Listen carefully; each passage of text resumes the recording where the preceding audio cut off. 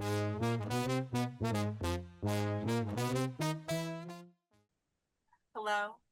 Hello. How's it going? Oh, it's good. Are you warm? I am warm enough, but not too warm. Oh, I'm actually, to be honest with you, I'm a tiny bit chilly. And there's no AC on. I'm in a basement, but it's only like 70 degrees outside and it's June. Oh, see, you've got the good weather today. You have sent me your trash weather, where we've been trading it back and forth. So I'm thoroughly expecting good weather tomorrow. And if I don't get it, there will be a tantrum. I was gonna say isn't it supposed to like rain most of tomorrow, like all on the East Yeah, Coast? yeah. I heard somebody say yesterday that like the East Coast, up and down the East Coast, some part of the East Coast has gotten rain every weekend for like the past 17 weeks or something crazy like that. Oh yeah. I think And in I New believe it. England it's rained the last 12 Saturdays in a row. Yeah. So, yay, climate change. Thanks for that. Yeah, and it's funny, we're talking about having rain tomorrow, and when y'all see this, that really won't make sense because we're coming at you from the past. It's actually currently Friday the 13th Oh, that's right. I forgot while that. we're recording this. No. Yeah, so if this like wall hanging pincushion thing starts floating behind me, you If a know, black cat and let's see, a horseshoe falls out of the sky and a ladder suddenly appears. I don't know. yeah, yeah. I've knock it on wood, I have never had a Friday the 13th bad thing happen. I don't have that 13th superstition. I No, just I don't either. I only just had like some people were posting on social media today about, just fun stuff about. And then I was like, "Oh, right. Oh, yeah, it's Friday the 13th. yeah. Okay. Mercury in retrograde scares me far more than Friday the 13th. Even if I it's would my own you know. I think the first snowfall of the year when everyone forgot how to drive scares me far more than Yes. than Yes, the any kind foolish of. things that people do in service of their Friday the 13th fear, Yeah. particularly if it happens during bad weather is yeah. Yeah. All right. So, if you guys are new around here, I'm Jill and this is I'm Stephanie. Stephanie. And we do quilt stuff here. We investigate things. We do open sew kind of stitching. We call them stitch and glitch. Where like we might like do little sewy things on Oh, I love stream. that. I hadn't seen that. I was gonna say you haven't. Oh my God, this is an old project and it's actually kind of an orphan block. But I should show you this pattern That's because very cute. I like that. it's one sitting in a box for a long time. And of course it's a teeny little. Anyways, so we do that kind of stuff and we investigate quilts and needlework things like sewing tools and stuff like that. And if you want to hang around, we do a book club. It's really fun around here. It's always shenanigans and hijinks, and we do Yeah. learn stuff. Yeah. And for those of you that have been around, welcome back. And please never forget that in every description of every video, there is a link there to an account called Buy Me a Coffee. And that's a little kind of tip account that you can tip in any denomination. You can even do a monthly recurring tip since we're not at a level yet to have full-on subscriptions. Please, won't you buy a poor quilt historian some coffee? Um, that those funds help Stephanie and I go to quilt exhibits and all kinds of other content creation things and travel shenanigans that you guys like to see. And, maybe someday we can actually like make money doing this. And, just people Well, can and be. I would also say that a lot of our hijinks and shenanigans may and have led to actual like events out in the real world. So Hmm. you have done New England type stuff, Hmm. and I haven't done so much down where I am, but yeah, I mean we get to interact with our friends in real life when we are able to do things like that. So That's true. It's funny, I can never remember all the things to say because there's so many things to say, I know. you know? Why don't we just let's just look at the calendar. We can totally look at a calendar. Let's see here. Here is oh my God, it's really time for me to start putting July's calendar together. Um, This year. so when you guys are watching this video, it's going to be the 17th here. And then Stephanie's actually out of town on the 19th. So there won't be any of her cake TV that day. After that, for us, we're gonna have another kind of freebie night because we're in between books right now. And at the end of the month, we've got another Stitch and Glitch Yep. to talk about food. We like to talk about food on those while we're stitching or cleaning or whatever we're doing. And then like, oh my God, it's the end of June. That's really scary. Yeah, I don't know how we got here, but indeed, Yeah. we are here. So and the the reason the end of June is kind of scary is just because it will then be time to start our next book, which is Maine Quilts by Laureen LaBar. Uh, we're gonna give the first assignment for that book July 1st. I believe we have a stream. And we're reading this book because American Quilt Study Group, which we are often talking about, their annual seminar this year is in Portland, Maine, and there's going to be the chance to see quite a lot of the books quite a lot of the quilts in this book. So we wanted to bring extra awareness to that to really kind of help people get excited. And at the end, we'll also have an author interview with Lori, who's a delight. She is. Lori's so much fun.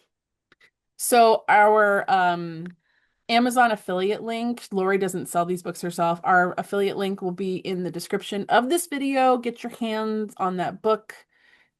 I'm really excited to start reading that. Did you find out yet if you have it or not? I have had to order it. I think my mother actually has this book and I've looked at her copy. So I was like, well, I obviously need my own copy. So yeah. Or you had your copy and you brought it to your mom's? That also is a possibility, but I'm pretty sure that I have never owned this. I thought I did, and I have looked at it a number of times, and that's why it's stuck in my mind. But I have a copy on its way. It will be here in time, and I'm really looking forward to reading this one. I realized that book is not really a state documentation project book, but it kind of in the vein of state documentation books because it's Hmm. focused on quilts of Maine. So it's Hmm. kind of gonna sit on my shelf with my other state books. So, Well, and it's the first time we will be reading a book that focuses purely on a state and their hmm quilts. And one of my reasons for kind of being like maybe we should consider doing this book was I would like to maybe look at some more of the state. Like Massachusetts has a pretty hefty documentation hmm book. Yep, I have that Um, one on my bookshelf. of course, of all the ones you've got that one. So yeah, I'd like to maybe consider putting those on the docket for in the future because there's many of them. There's many There state books. are. Yeah, And there are. I feel like documentation isn't talked about enough. Mm-mm. And despite the phenomenal work that had been done, I know that there is talk about some documentation projects getting going again that maybe haven't Yes. been going for a couple of years or more. Yeah. Yeah. Massachusetts is still going. It has been going. It's done at the New England Quilt Museum. So yeah, I Yeah, want to there's do a little more talk state. of maybe a Maryland one, which I think would be so awesome because a Maryland, has some unique quilts of its own. Like I think Maine has some quilts that are very specific to their Hmm. geographically. Hmm. Maryland has the same thing, and there's been talk of maybe getting a documentation project back up so we could kind of maybe pull the strings on some Baltimore album quilts that maybe are still with families and things like Mm-hmm. that. So Mm-hmm. yeah, the state projects and the authors like Lori who have gone deep into um, geographically specific quilts, you find out amazing things. There's so much Mm-hmm. interesting information. So It would be very cool to find hiding Baltimore album quilts. I know, right? We have a couple of friends and colleagues who would absolutely like Mm-hmm. lose their mind with excitement if we found some, Well, if and I some I think historian found them. I think statistically it's possible. Probably not a big Oh cache of yeah. them, Oh but no, but yeah, definitely. there's definitely, lots of people, I mean again, and I'm speaking here from Baltimore, Maryland, but lots of people have donated, recognizing that things like Baltimore album quilts are very, important to Maryland. Lots of people have donated to the museums, and so we do have those in preservation, but I am positive that there are some lurking out there in families that have held on to them because they know how, rare and important they are. Mm-hmm. Mm-hmm. So, yeah. Well, today's video, we're not talking about Baltimore album quilts. Maybe in a future video, we're not talking Yeah. about Maine quilts either. We are doing the second half of a trip that we took last fall, September or fall? Yeah. Uh, I think it was like November. It was like October or November. whatever. I mean, it was fall. Um, Yeah. we went to the Chester County Historical, is it Society I Center? they yeah, I think there's this history center, but it's the historical society Yeah, every basically. every every single one is different. Yeah, they all have fancy names. If you watched a previous video, there's another video that we looked at signature quilts, which were on exhibit at the time. And this is the second half of that because this museum has open storage. Mhm. And really funny story. So we kind of went at like the end of the day, and we were kind of the only ones in there. And we were with our friend Ann Hermes, and we find this, we're milling around and stuff, and we find this open storage. And as we keep opening the drawers, we keep going, and we were so loud. Like in this room gasping. It's a wonder that like someone didn't run in and be like, "What? Oh my God, is Everybody okay? everybody okay?" Yeah, we just kept like the audible gasps. Yeah. Well, Yeah. and the even better part of the story is about a week later, I went to a regular quarterly quilt study group where several of our friends and colleagues had also gone around the same time we did and had the exact same experience. They went to see the show, they loved the show, and then they were like, "What's this open storage thing?" And they went and they opened the drawers and they were like, it's so funny.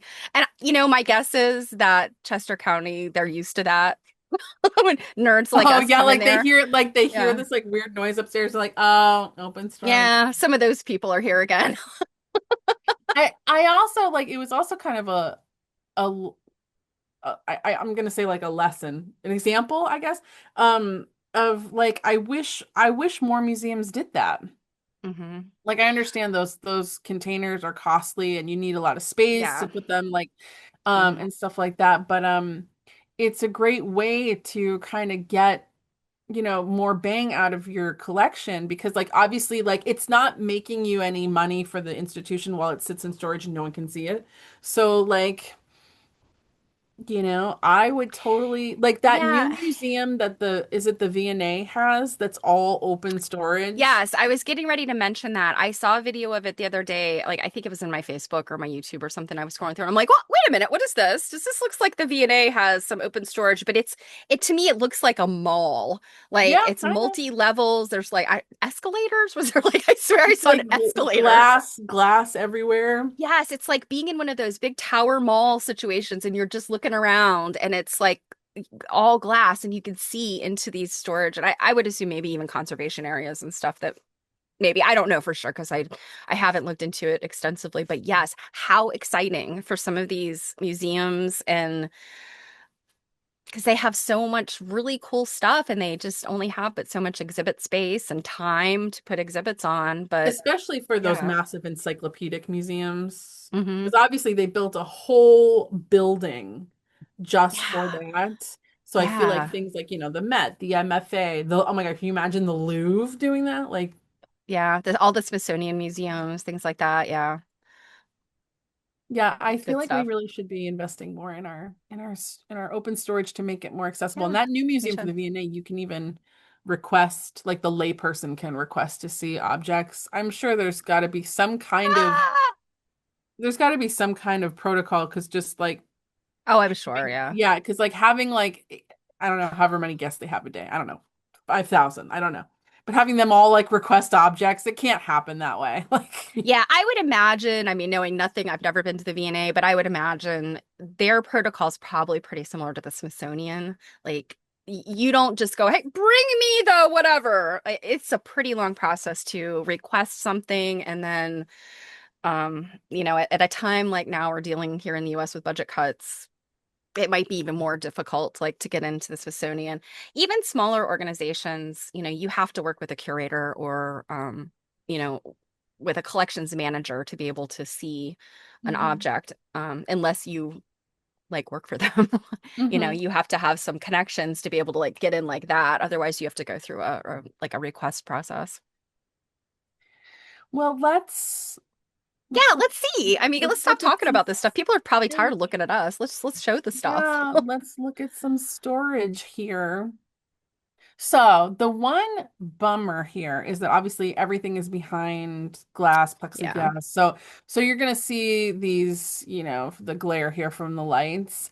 And then also another thing to keep in mind is like this doesn't have really gorgeous, placards with everything explaining. So a lot of Yeah. stuff it is not gonna have any identifiers really on it.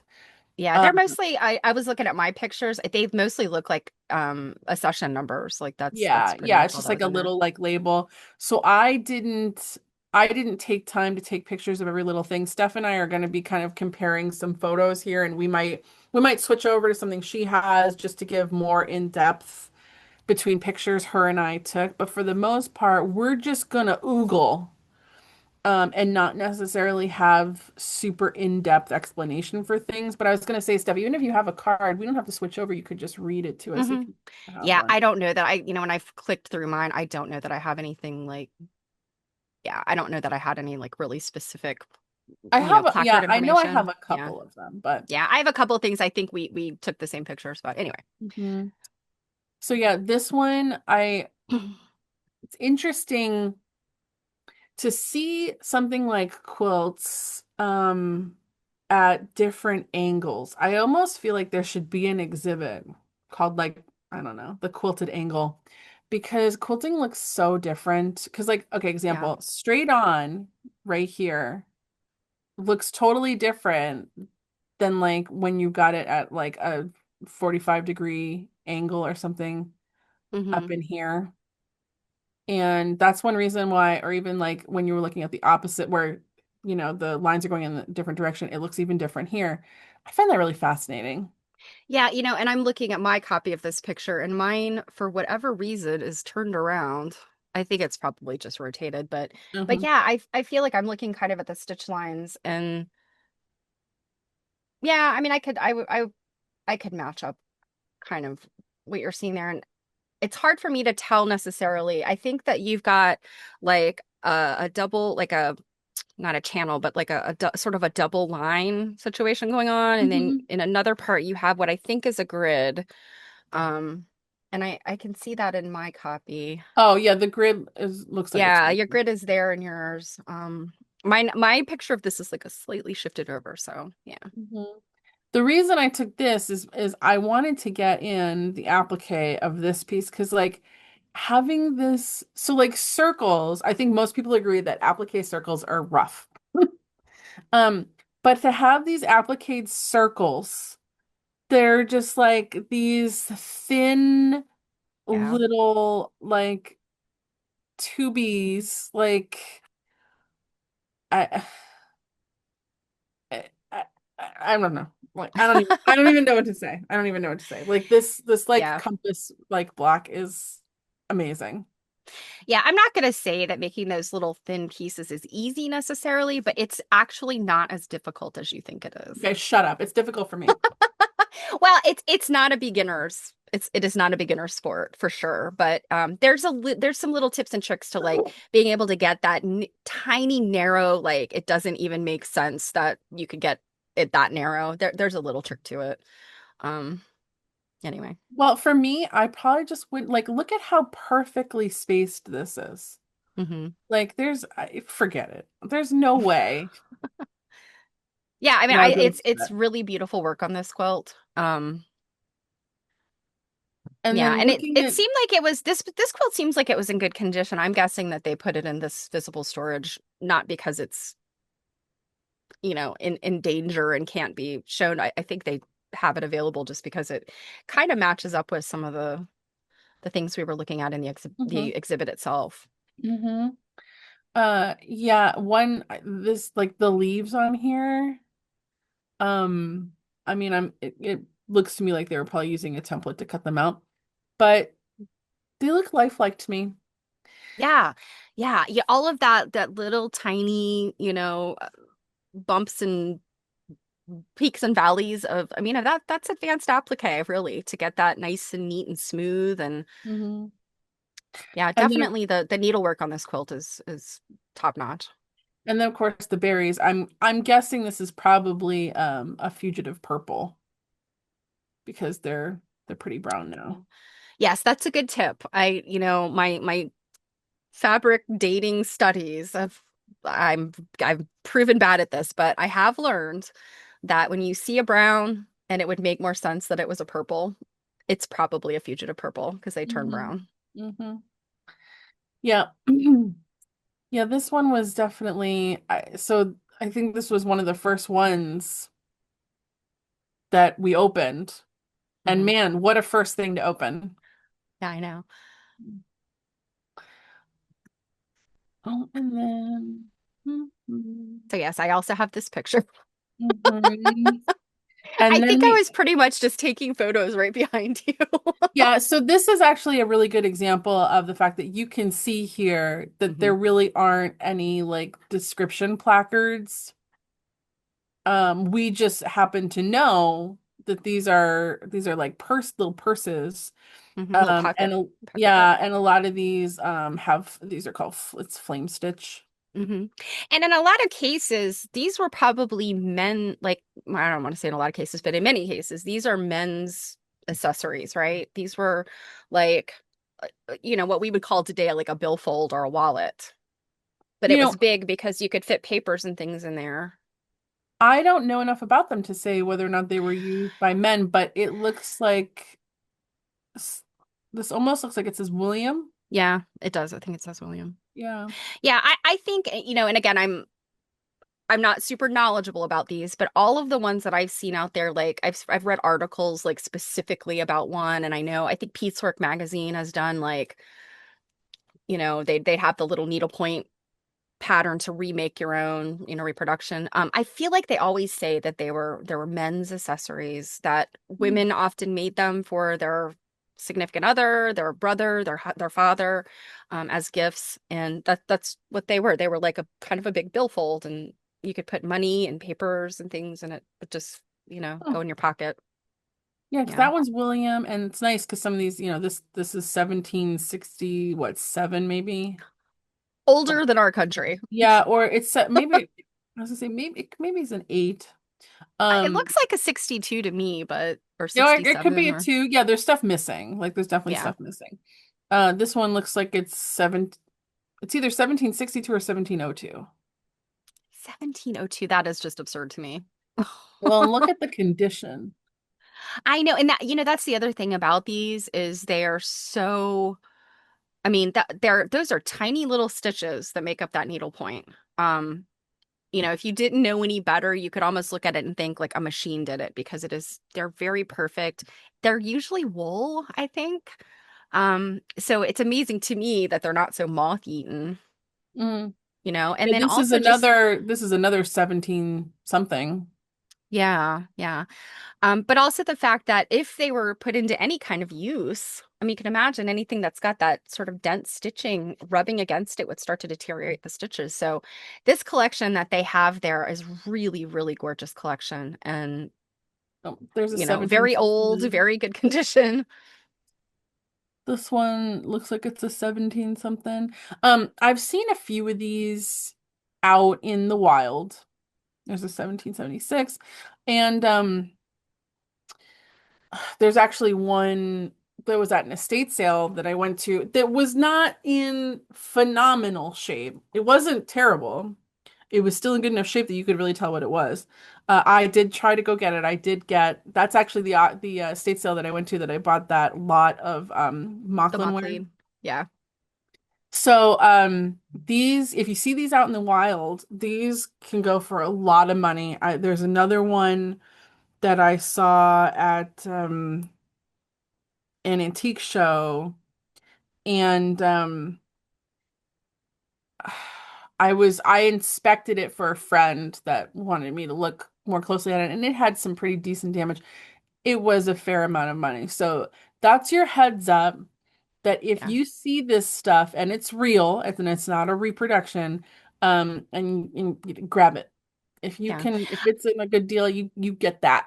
Yeah, I would say that the danger is finding one that is a reproduction because I think that probably like the Williamsburg, like the kind of Mhm. the rise in probably the 70s and 80s of places like that, people got really interested again in the colonial history.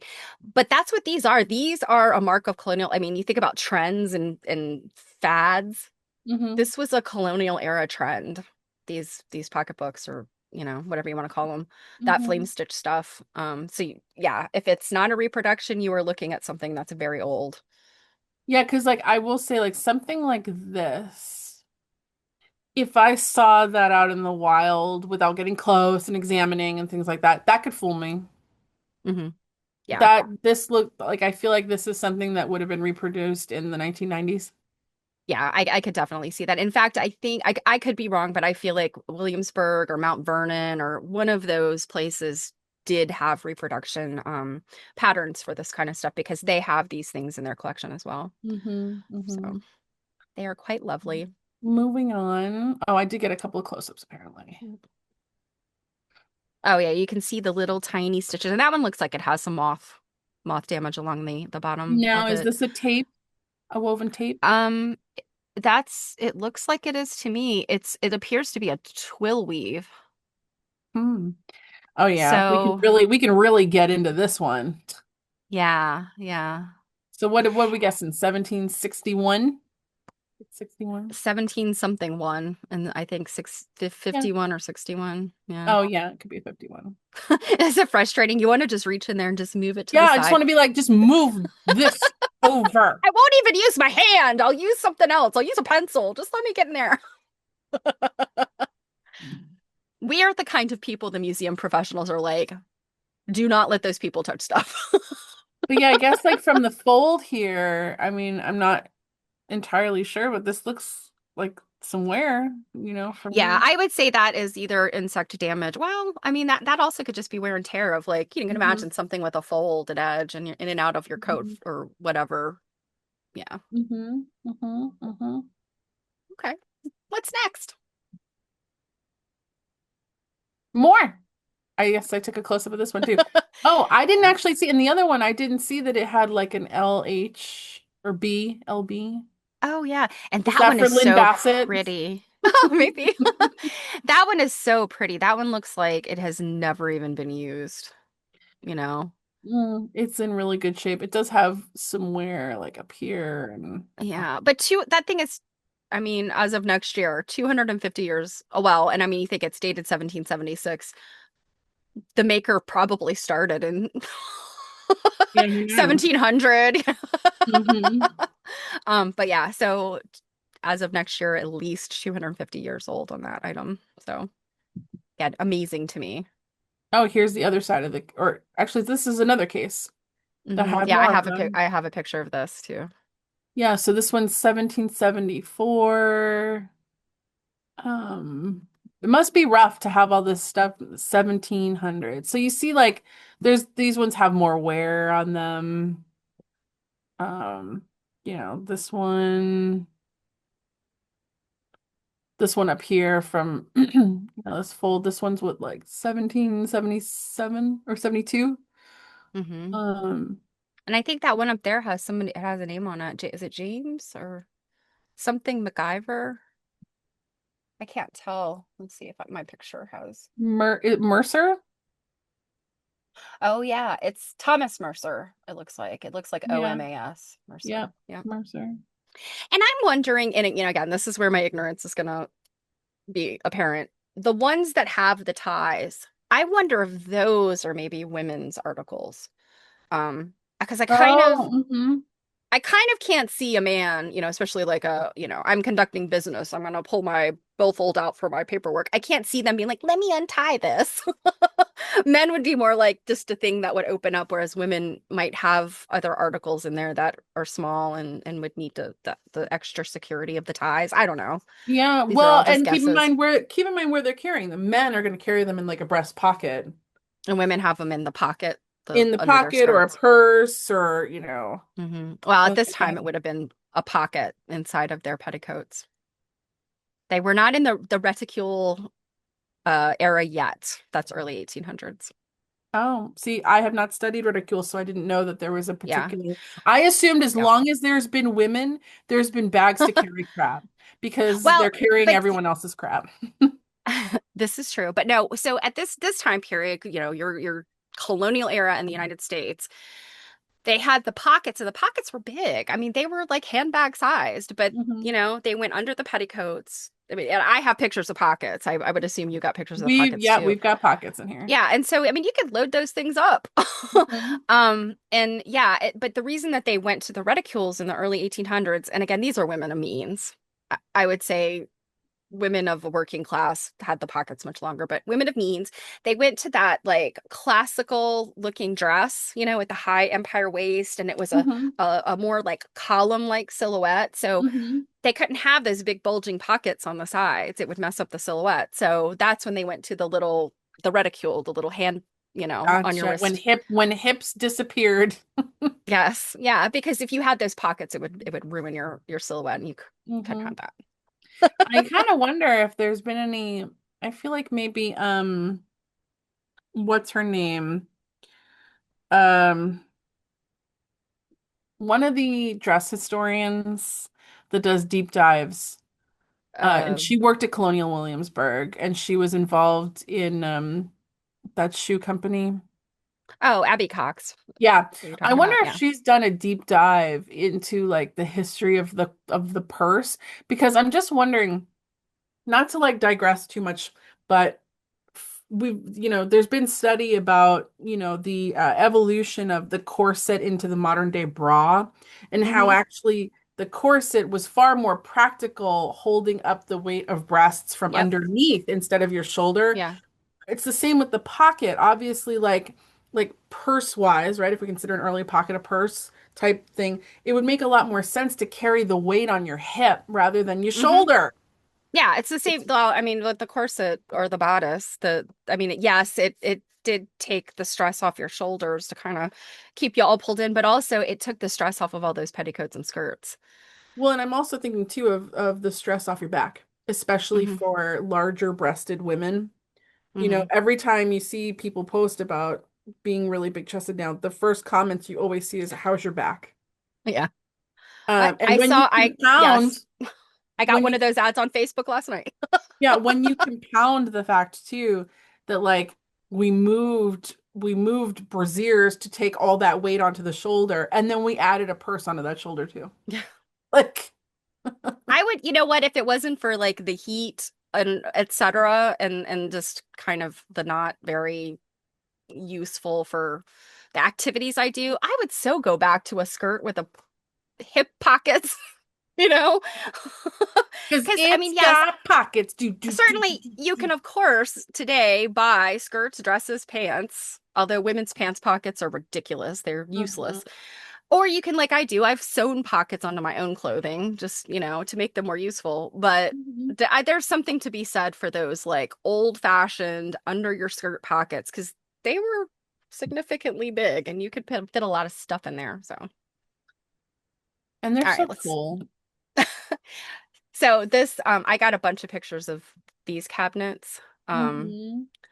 because this is something, these are pinballs, of course. And I think both of us were kind of like, I mean, I've seen these in people's private collections. I want to say some of our friends have some of these.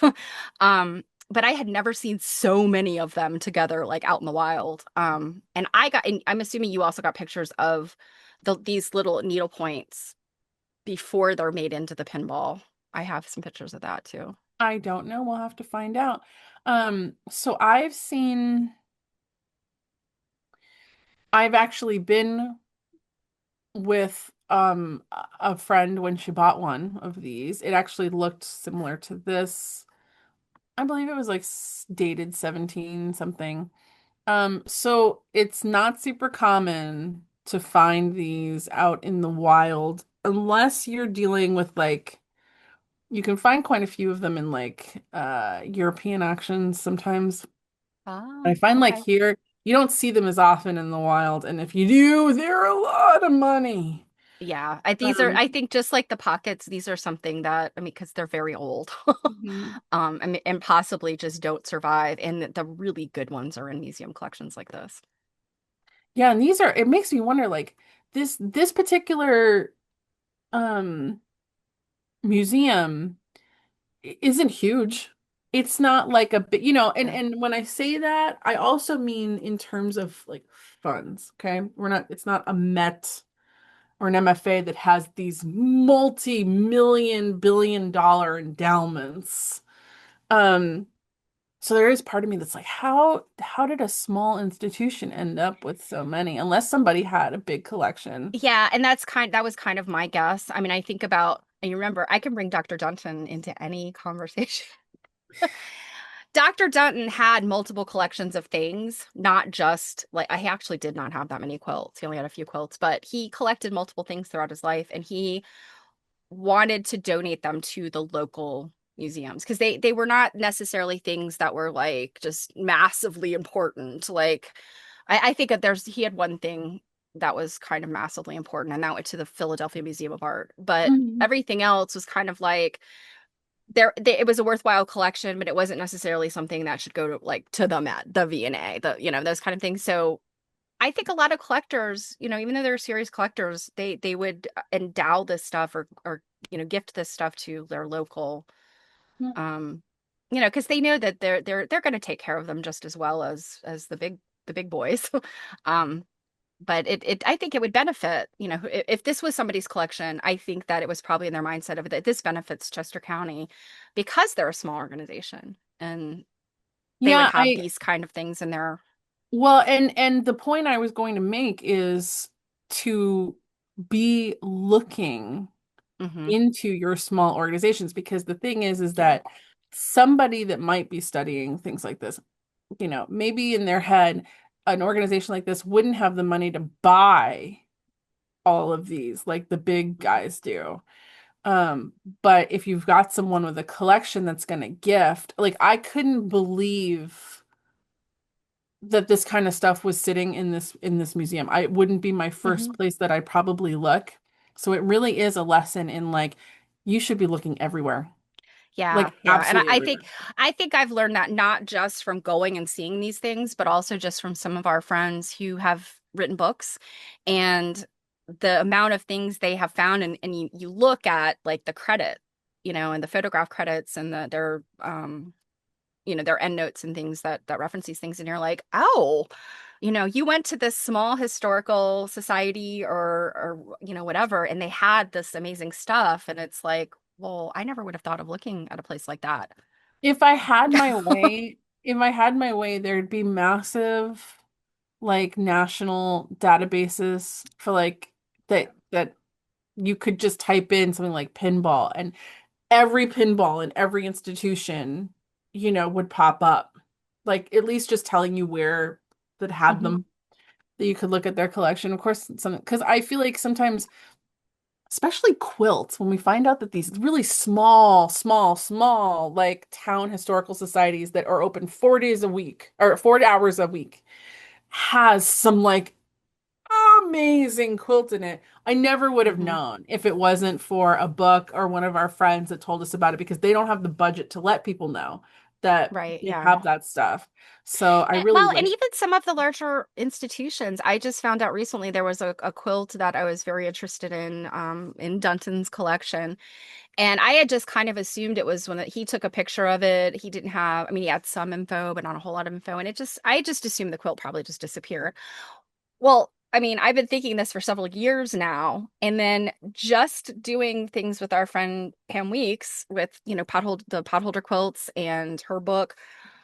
I mentioned this particular quilter, and she's like, "Oh yeah, I know where that is. It's at the Baltimore Museum of Art. So and so donated it." And I was like, and she has their accession number and everything, so I know it's there. It's not just anecdotal information, but it is not in their published catalog at this point. I mean, right now you Mhm. can go in and look at collections, but it's not in their online collections. So it's Mhm. one of those things that's probably deep in the bowels of the museum.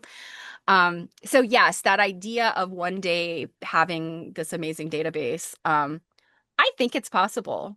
I think it is absolutely possible. I mean, obviously, we have issues like funding and stuff like that, but we also then have these amazing curatorial systems that many, even small organizations, are now able to get these curatorial systems Mhm. and make them available to the public, which is amazing. I think connecting them all together is just a matter of time and budget. And I hate to use the word that everybody is like bristles over, but AI. Mhm. Artificial intelligence, I think, can get us there with some of these things, that would Mhm. take a lot of work and effort for human beings to do. Mhm. But you can kind of set the AI loose and let it do the things like that, to Mhm. to look at things. And so Yeah. Hopefully in the future. Oh, here you yeah. go. So I did Oh get. yeah, okay. So you did get some close-ups. Mhm. Um, And so this is the first time that I've ever seen mhm. this before it comes to Yep. fruition.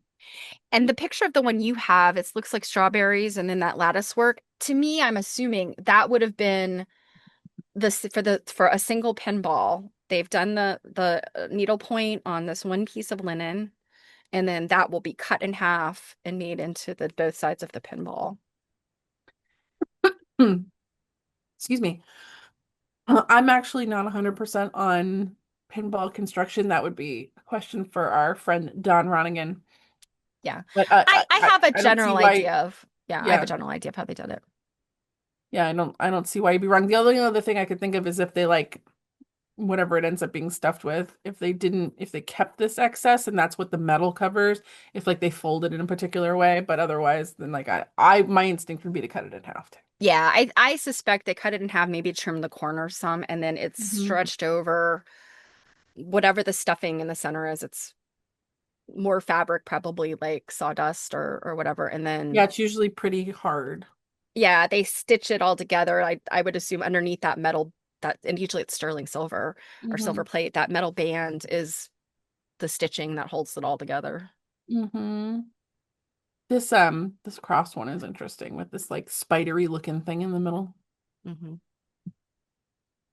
Oh, Okay, so can we jump over to my screen just really quick because I have sure. actually a little bit more of that. You got some mama. Yeah, I had a little tiny bit more, and I think more of a close-up of. Let me share real quick. We're not going to bounce back and forth too much. We agreed on that because we don't want to. Okay, can you see mine? Hmm. Yeah. Okay. Oh yeah, you got So some over there. I Yeah. had this one as well. And then over here, I don't know that this. I think this is for a pinball, but it's different because it's embroidered and it looks like there's kind of multi layers. I think this is probably silk, whereas these are a Yeah, linen. that's probably because in the pinball picture, there's one that's like that. Yep, right here. Yeah. Yep, and this one looks like it's similar too. And actually, Yeah. the one on So the left too looks like it might be. Or I'm sorry, it's the right. Yeah, that this. one. Yeah. And another thing I just noticed while you were showing your picture and talking, look at this. I hadn't noticed this.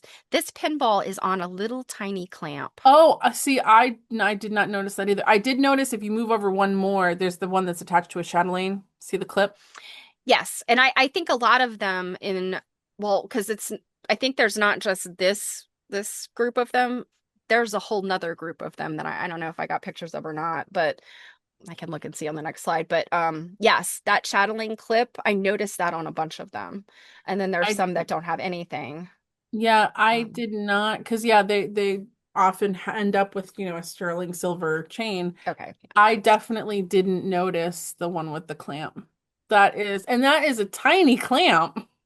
I know it's itty bitty, and I'm thinking like, what? It had to have been a very thin thing that it was meant to be clamped to. I'm wondering if it was meant to be clamped to like some sort of specific, like a sewing box or something that it clamped onto it because Or that I'm wondering is if so very thin. maybe the way it worked, maybe you clamped, like, could you have clamped it onto like a hoop, Could be. Yeah, that's what I'm thinking. Some other type of paraphernalia, not your table. Because that another would have to be a apparatus? very thin topped table to, Mm-hmm.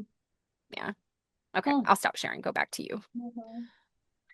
Mhm. Yeah, I did not notice um that clamp. What a find. Yeah. And we And have now that some, I've seen it, I'm like, oh man, I wish I noticed it before so that we could look at it in more detail while we were there. luckily, we don't go to Pennsylvania rarely. Hardly ever get there. It's only like right up the street from me. So, Oh yeah, I would kind of say like, what excuse do you have? well, Chester County is a little bit farther for me. I want to say it's about 2 hours to get to Ooh. this. So we've got some unframed samplers here. Look at this Elmira. Oh my Yeah, God. they had a lot of samplers. I got pictures of more than normal. I samplers are kind of not my jam, but Mhm. they're fun to look at and they definitely had a lot of them. Yeah, this one here is 1803. And that's the Westtown School. Is the Westtown School is the one that it's there like near Chester County, like it's in Chester County, I think. Oh, I right. think they're the ones that did like they had like a very hardcore stitching curriculum for the girls. I could be wrong. Gosh, I wish our friend Dawn was here because she's the one that kind of told me some of this, but I think they're the ones that made the globes. I think Okay. that's the Westtown School. Yeah, and that was part of the girls' geography lesson, and then they also did the ones that were like the night sky. So that's where Mm-hmm. they got their like astronomy lesson and by Mm-hmm. stitching these things. Mm. Yeah, I think I'm right about that. Pockets! It's got pockets. Do do do do. And these are some amazing pockets. Um, that Yeah. one in the center is just that's that needlepoint, like all those flame stitch little pocketbooks, that's the same kind of stitching. Mm-hmm. It just bowls me away that somebody had the time and the eyesight. Because these people did not have ot lights. They're stitching by sunlight or candlelight. So the one thing I'm wondering is with these two right here, are these pocket sets and they've just put one on the other side so we can see what the back looks like? With the needlepoint one, yes. You can tell that one is connected here. Um, And I guess also maybe with this one, like this could be the back of this one. yes, I think that's also possible, but I don't know about these two These ones? on on that side because you can see this one has a slit there and then this one has a slit on the Oh, it has back. this. Yeah, Mhm. they wouldn't have had slits on both sides. So I Right, don't, right, right, right, right. yeah, I don't think that patchwork one and that plain one are related. I could be wrong, but I just wish they were a little clearer. well, just remember this is not an exhibit, this is storage. No, I know, I know. I just wish it was a little clearer that like they're together or not. Hmm. Um, because I guess the other scenario potentially would be like if these were a set, maybe she only made one fancy and one was plain. Hmm. But now Um, I think that needlepoint one to me, that looks like it is definitely connected to another pocket. mhm. But now that I'm looking at my version of the two brown ones, I don't think those are connected because they're No, you different think they're sizes. just oh, oh, Yeah, oh, the oh, oh. solid brown one is much bigger. It's like that much bigger, and it looks like it is silk maybe, whereas that the patchwork one is cotton. Hmm. Oh Um, yeah, their shapes are also a little bit different. I didn't see like mhm. this kind of swoop where this bows out. Yeah. Yeah. But I mean, that's not to say that the same woman, well, I kind of think like the silk one was probably a fancier, like a nicer pocket for Hmm. maybe church wear. But there's nothing that says the same woman couldn't have had two separate pockets that were different.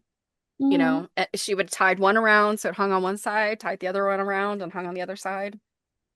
It's just a matter of like, For you saddlebags. know, yeah, I mean, I've got my purse and a tote bag. Like it's the same idea. Mhm. You know, the fashions Um, and the times and the technology change, the women's needs do not. We're yeah, always carrying a bunch of crap. this applique shape on here is very cool and like very unusual to me. Yeah, it's interesting. And I feel like I've seen that applique shape before, but like with two of them kind of crossing each other. I want to say that Hmm. that's like a in sort of like the Pennsylvania Dutch kind of like the hex signs and that kind of thing. I feel like I've seen that. Hmm.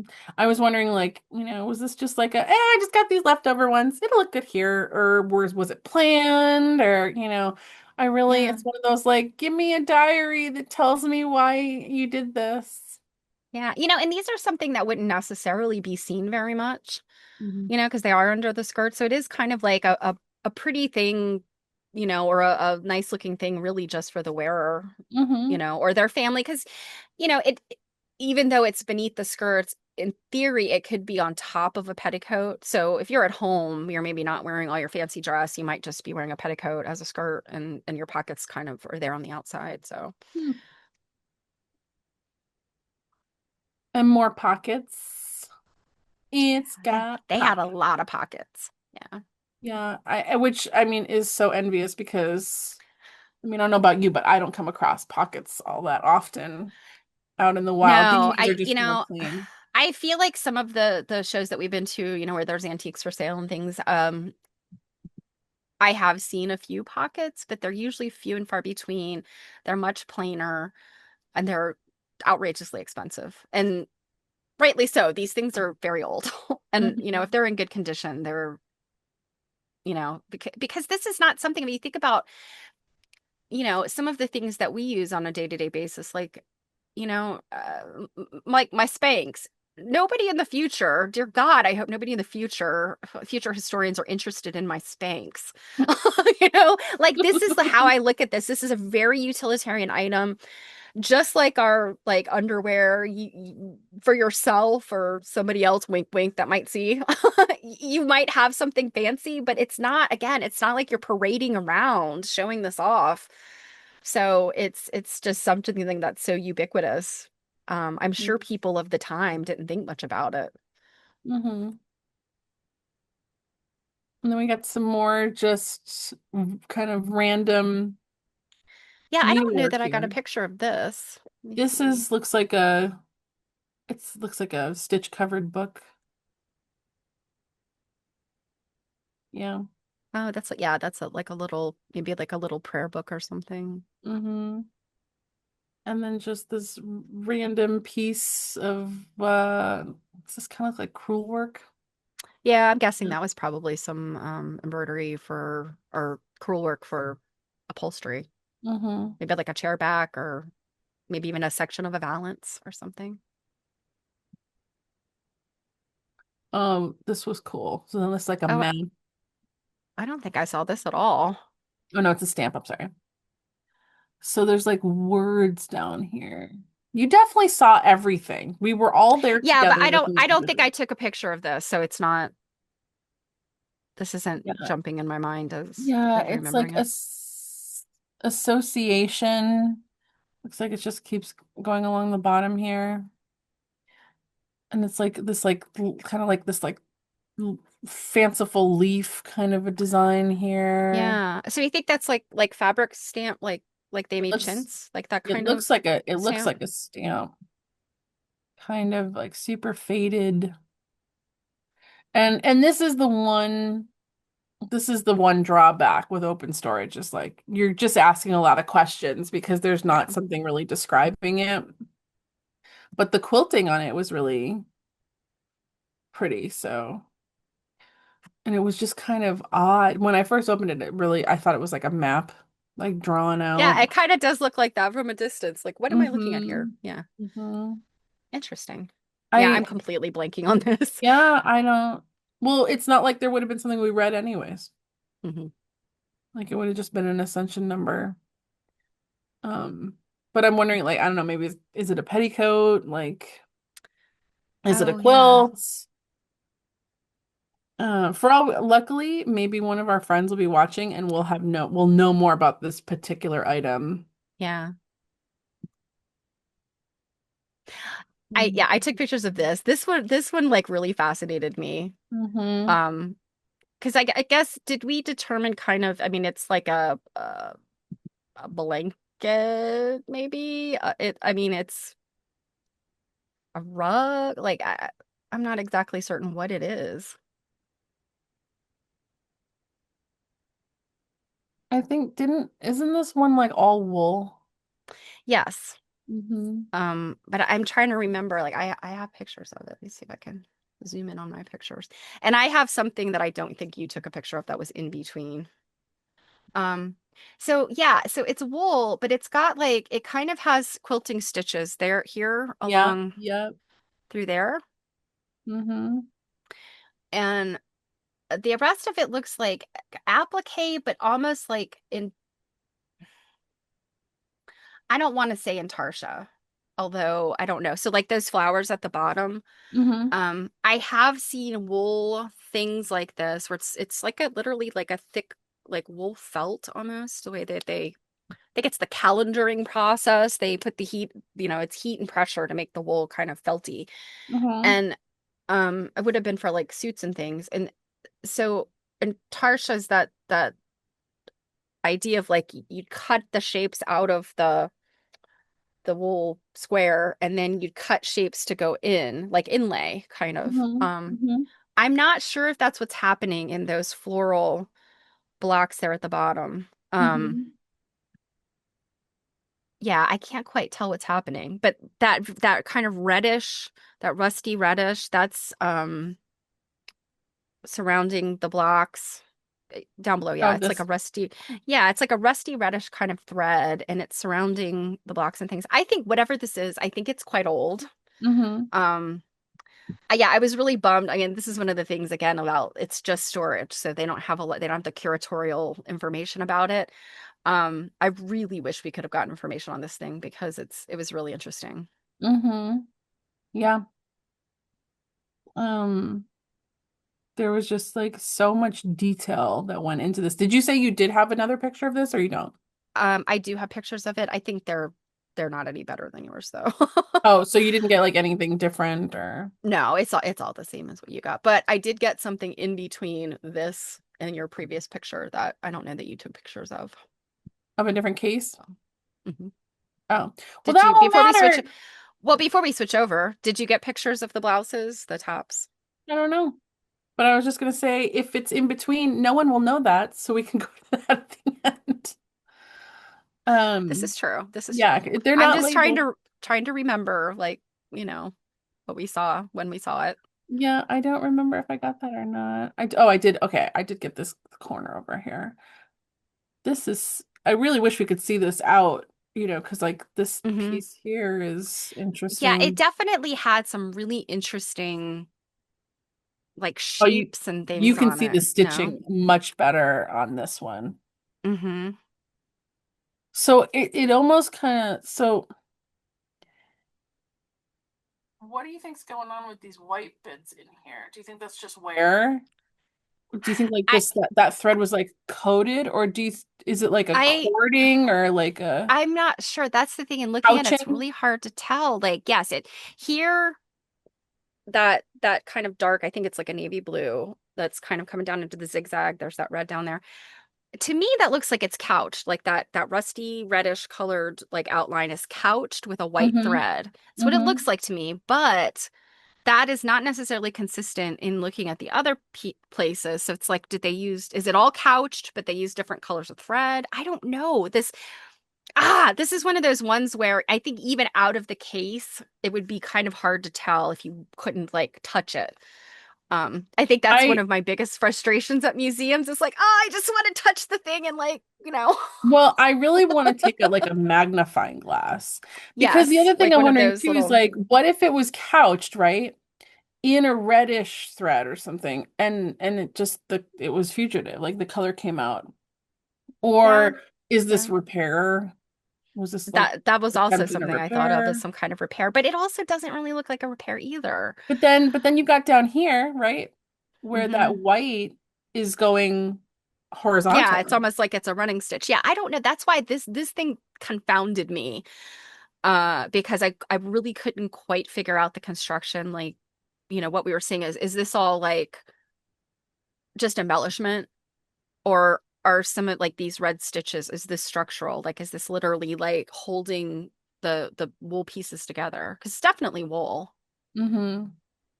So Yeah, maybe we should request to see it.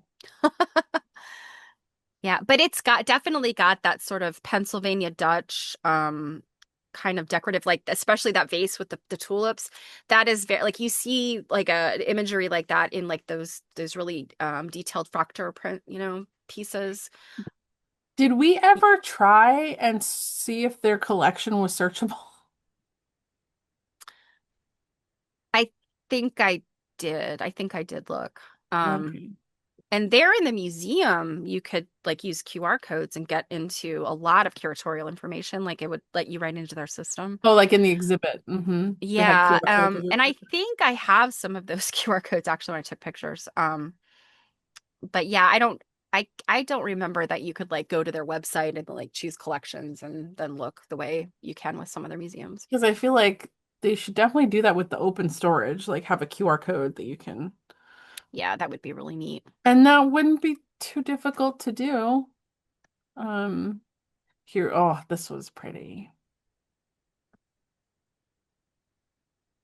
I really like this fabric right here. And there's an interesting toile in there. Um, as I've learned more about toiles, uh, I've learned to look for certain things. Like what? Um, Well, there's the pillar print ones, and then Mm-hmm. there's the ones that, like, I think was the Peacock Among the Ruins is one that's very famous that one of our colleagues at AQSG wrote a paper about. Mm-hmm. Um, there's the Apotheosis, which is I don't know if that's considered a toile or not, but it's toile-like, and that's got like Ben Franklin and George Washington on it. Um, so yeah. And the interesting thing about toiles is some of them I think, they were French and English. And then, again, 80s and 90s, and I guess maybe 70s to some degree, the people were again interested in this era, and a lot of companies began reproducing. And in some cases, were reproducing exact versions of the stuff that was made in the 1700s. Mm-hmm. Which you said there was an interesting toile on this. Are you talking about this big background or was there something else? Yeah, just this big Yeah. background. And you wonder, like, they clearly took a toile and cut it up. So Mm-hmm. you're kind of looking at each of the pieces and kind of figuring out, like, how did they go together? Like this one's difficult to tell. Like, Mm-hmm. you kind of have to match the people up, and then you see there's this big floral, so that might have been something on the outside. I don't know. I can't quite picture what this toile would have looked like altogether. Do you have the toile book, the blue I don't one? think I do. I Yeah, I do. don't think I do. I do. Maybe I should like, I don't have it right here Yeah, with me, but maybe I should take look a at look it and see if and you can. Yeah, yeah. I have some pictures of this case, and I suspect I took more detailed pictures of this stuff that's on the right-hand side. Was this I just use my orphan limits. blocks? This looks like just orphan blocks. Hmm. But there's old orphan blocks on one side and 20th century orphan blocks on the other Mm-hmm. side.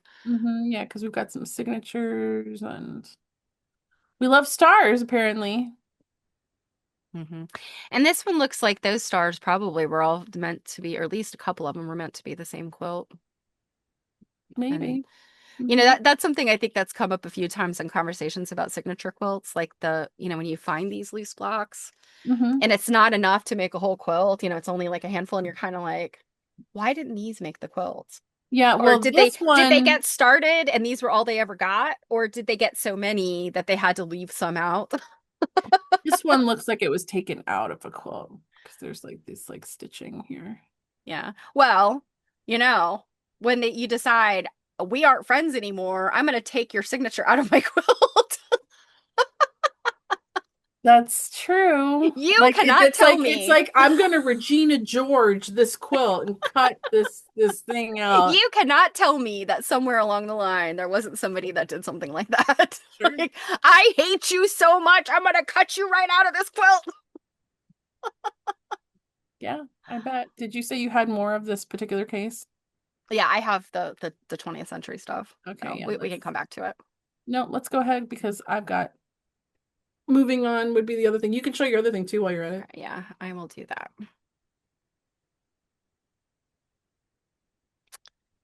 So, I was really interested in these tops. Um, Oh, I don't know that I remember even seeing these.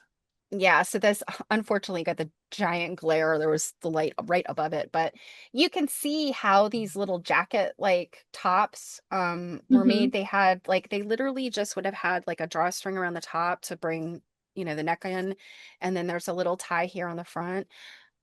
So these could either be they could tie in the front or the back. Obviously for ones that would be useful, it's tied in the front, but yeah, they had all kinds of different configurations for how these little jacket things. Like there's ones where they're like kind of pull over and you have like this bib kind of situation Hmm. that would tie up and um these I think would go like this is more of like the gown type of um top that's like late 1700s. Um, and this one was interesting to me because it's kind of like short, like it's not very long. Hmm. Usually they're kind of longer, but for whatever reason, this one was short. But I just always like to look at the construction of the clothing, and try to picture like what it really looked like with somebody wearing this because I think a lot of times with historical costuming people are always looking at the stuff that made it into museums, that the fancy dress and things, and Hmm. that's not the way ordinary people dress. This is the No. kind of stuff that ordinary people wore. Hmm. So, and they would have probably been quite a bit behind the times. Your average people. I mean, they wanted to copy the upper crust, but they also still would wear their clothes until they fell apart or they remade them into something else, and then they would get something that's maybe more That fashionable. print, that print is really pretty. Hmm Yeah. So, okay, that's right. This is my slide. Okay, so this is what I was focusing on Hmm. here, although these are lovely.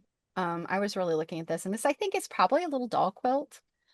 And then this, I'm not sure what it is, but the edges are finished off, and I just thought it was so charming. Maybe it's a pot holder or some kind of little doodad. Oops. So, but I thought there was this kind of interesting mix of fabrics in here, whatever era they are. And then these are clearly 20th century. Oh, I think that might be all. Yeah, now we're getting into something else that I would assume you have pictures of.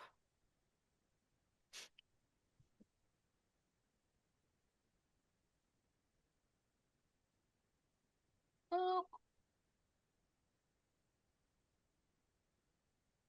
ah. I know, right? You just look at this pile of stuff, it just takes you to your happy place.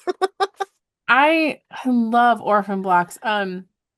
If you watched the video we released last week, um, we were looking at sold prices from the latest Dana auction, and she had some really great lots of bulk orphan blocks. Hmm. And that I think, if I remember correctly, went for a decent amount of money.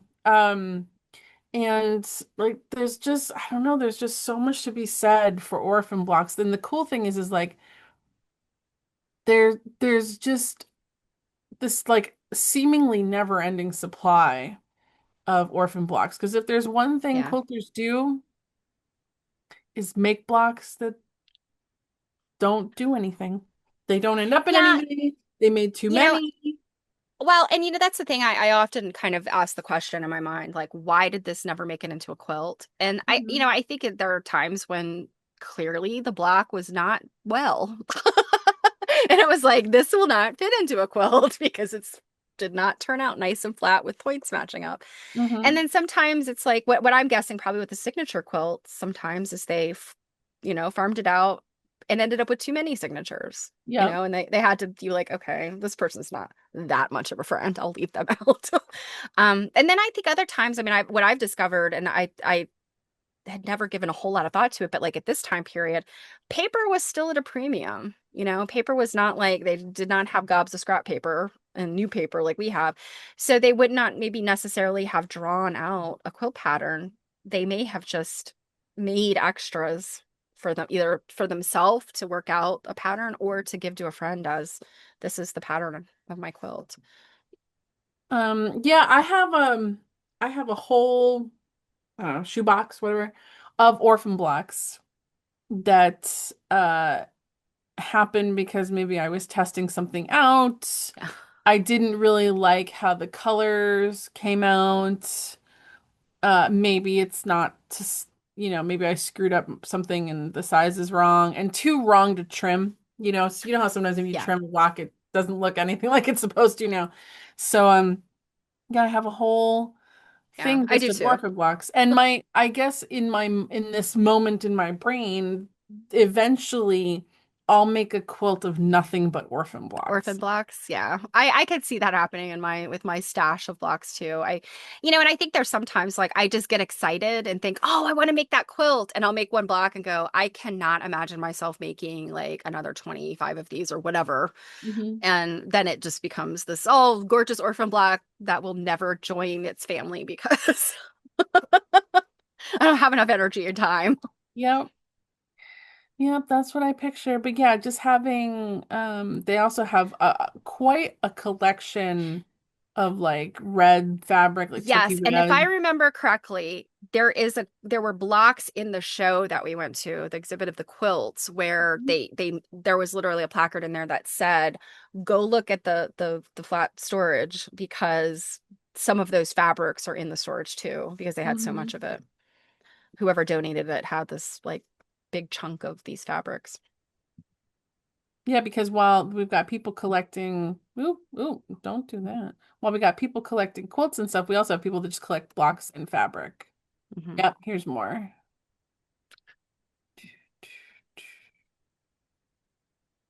I like the one that has the orange peel shapes on the corners. I don't know if that's like honeybee or no, honeybee is a different I don't know shape. the name off Yeah, the the top of my honeybee head. is like got rounded. Yeah, I don't know what pattern this is, but I like it. I think Yeah, and I'm pretty sure like didn't we read that like all of this came from one collection? I think so. Yeah, I think so. Hmm. Yeah, they just make me. Well, it's funny because when we were doing Pam Week's um interview, she was talking about when she was doing some experimental archaeology and was creating her own potholder quilt. And she enlisted the help of friends to each make a block. And she said every time she got a block, she'd hold them all and kind of leaf through them like an album. Hmm. And I kind of feel like that's kind of what you do with orphan blocks. Hmm. Yeah, I have lots of antique and vintage orphan blocks as well. And Hmm. those are I have them in a big bin and I'll go through and look at them. So this is paraphernalia for creating, stamped signatures and things. Hmm. I actually should have, I have one of these kind of plates. I should have pulled out for showing. You can see this one a little bit better here. Um, and then of course in previous streams I've shown a couple of these stamps. Um, and There then may have been some point in my, and I don't know, I can't remember now, but there was a one of our AQSG colleagues that I met, and I don't think you've met her because I've only met her out in California, but she has a huge collection of this stuff. She's got the brass templates and their stencils and even the little like the ink kit that would come with it that you could buy. hmm hmm She's got all those, and it was really fun. She laid it all out, and I was able to like look up close at all of the things and how it all worked. Also Nancy Hahn, who is a quilt and sewing tools dealer, she has a lot of these things for sale. I don't know that she has a website, I don't think, but she vends at shows, and I'm sure she would probably sell some things like via email. And she also doesn't she have a booth at She does. She has a cape. Paradise Is it Paradise Paradise? in Pennsylvania, I believe it is. Hmm. Yeah, really, I I believe the template here that I had bought, wasn't that from the Glee Kruger collection? I think so. Yeah. Yeah. I should show it off, shouldn't I? Yeah. And sometimes they're really fun names that you see. Mhm. They'll be just wild names. And then sometimes they're things like Tom Smith. And you're like, I wonder if the company that cuts these brass stencils out has some names like that they just keep in stock because there's lots of people named, John whatever, John Miller, Tom Smith, like whatever. Yeah. Here's a bunch of quilting templates. I don't know that I've ever seen so many altogether. Yeah, and I don't know if you got, yeah, you kind of got the picture there of the little thing in here, but this it said quilt patterns belong to Rebecca Pennick Lukens, gift of her great-granddaughter Elena S. Paul. Hmm. Um, and those were really cool. I love looking at that kind of stuff. So I think there's a metal one up in the top This? left. Yeah, that one I think is metal. I don't know about those three that are like that fan shape and then that curvy. I'm not sure if those are metal or not. I can't quite tell from the picture. But then those other ones like that blue and the green, that's like a heavy oak tag type of cardboard. hmm Yeah, I don't think these ones are metal. This one is, but I don't think Hmm. the other ones are. Oh yeah, there you go. You can see the. Hmm. Yeah. I thought those were pretty neat.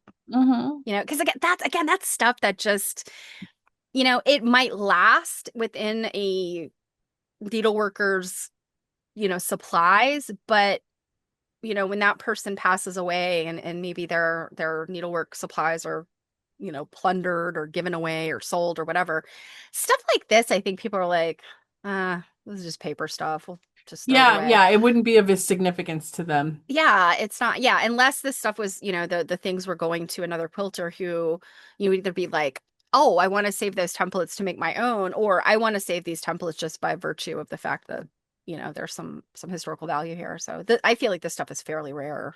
hmm You don't I've see a lot of never this. I feel like you might come across like one here and there, but I've never seen this many together at once, except for I think once like in a auction. And sometimes they can get a decent amount of money because Hmm. they're so easily lost. Exactly. And I think their value skyrockets when you can match them up with the quilt and they are something that's unique. Hmm. I remember at the Folk Art Museum in New York, we were up there a couple years ago, and they had a particular quilt that it's actually just a quilt top, but it's fairly famous. It's in a number of books and it has weird birds in it. Like it's got an hmm ostrich and some other animals. Well, they apparently, as part of its collection, they have the original templates for the quilt, or the top, and some templates that don't appear in the top itself, but are clearly by the same maker. So there must have been another quilt Hmm. that she made. So Hmm. that I was just like blown away because I was like, "Oh my gosh, I'm so excited to see this one I've seen in books, to see it up close, but then to see the Hmm. templates that Hmm. the person had used, it was really exciting. What Hmm. a nerdy thing, right? Yeah, How totally many nerdy people thing. really get off on like, "Oh my God, not only is it the quilt, but the templates." It's super nerdy, and I'm so here for it.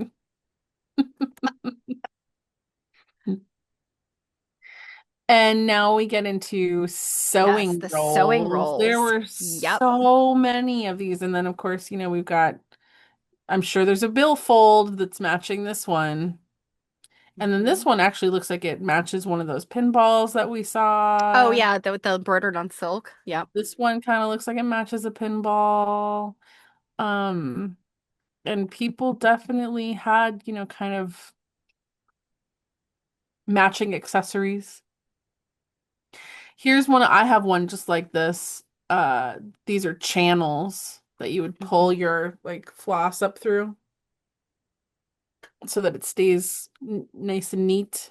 Untangled. See, Yeah. I need something like that most definitely because all my floss is Oh always my like God, that the mess. construction is so simple. Considering that you did that paper piece diamonds sewing roll that Dawn made a pattern of, you could do this thing in your sleep.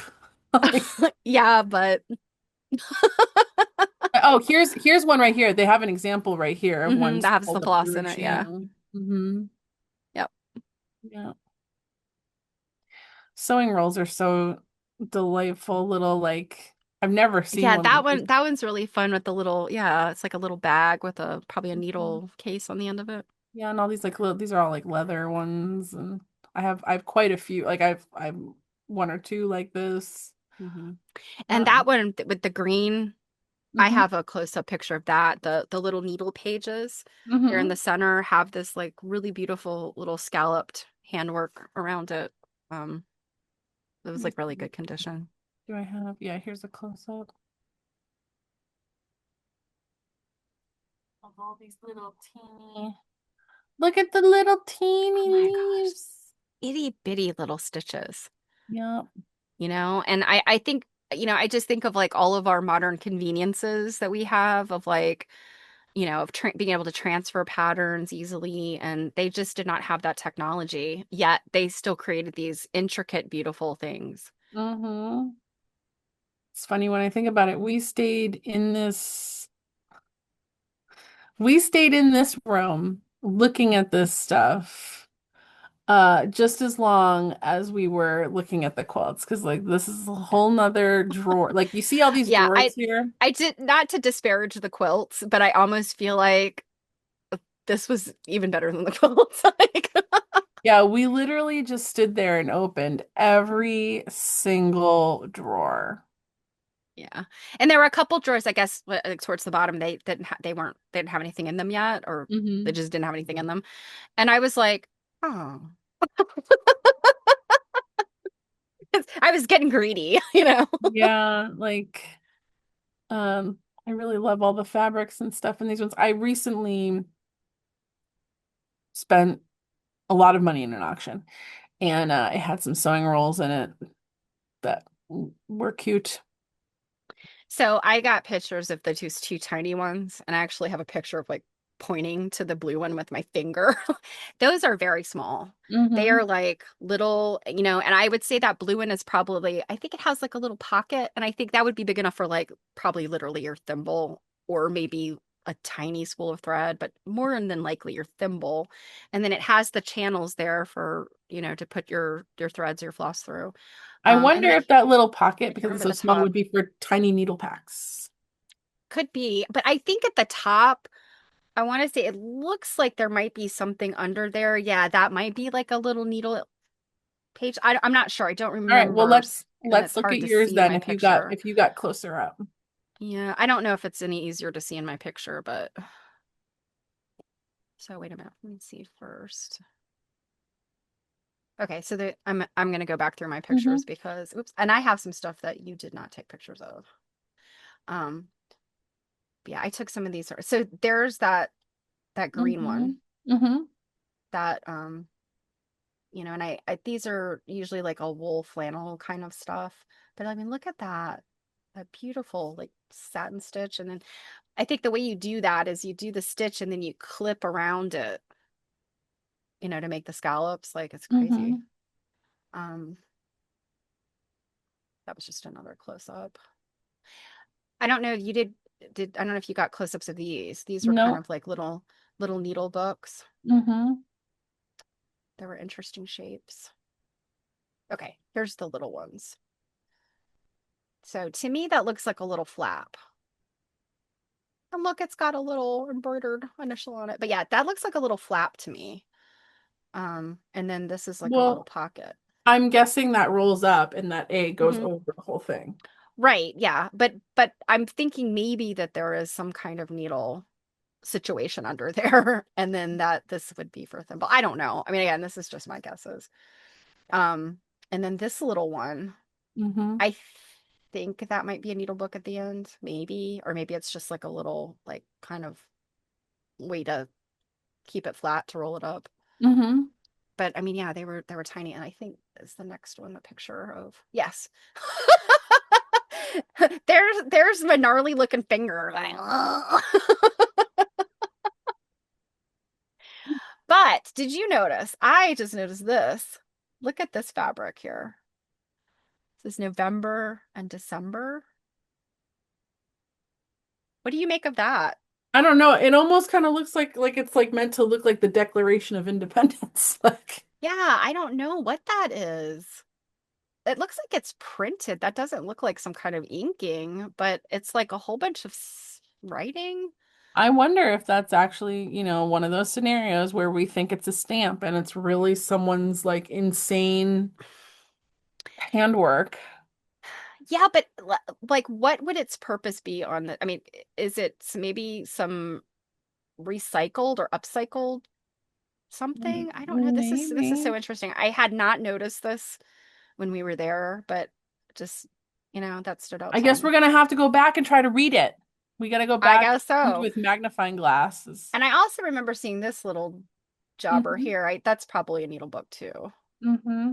There's like a little there. Okay. That's getting into samplers, so. Yeah, and a sampler. And I think you had better sampler pictures than I do. Maybe. Yeah.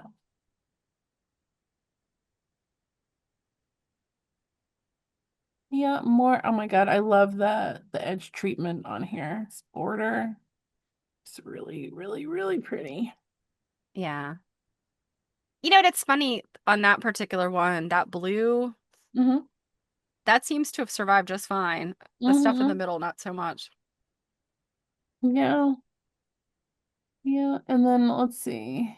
We have this blue one with this very interesting stitching. I actually bought a sampler recently with stitching that's like this. Um, Trying to see if we could see the age. And I don't think so.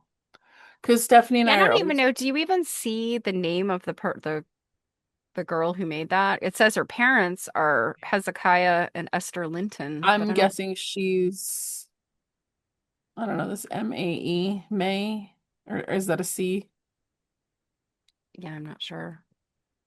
You would hope that Um, there's an L in there somewhere because if her parents are Lintons, she too or would be a maybe that's, Linton. I mean, maybe that's supposed to be like some kind of stylized L. I don't know. Um, but so you and I are always joking that these are made by fetuses because let's see, this is Judith The one at the Sharpless. bottom is Edith. It's Edith Oh, Sharpless. Edith. Sorry. Edith Hmm. Edith Sharpless. 1847. Poor thing. She's sharpless. But yeah, sometimes they say made age 6, 5, and I'm like, Hmm.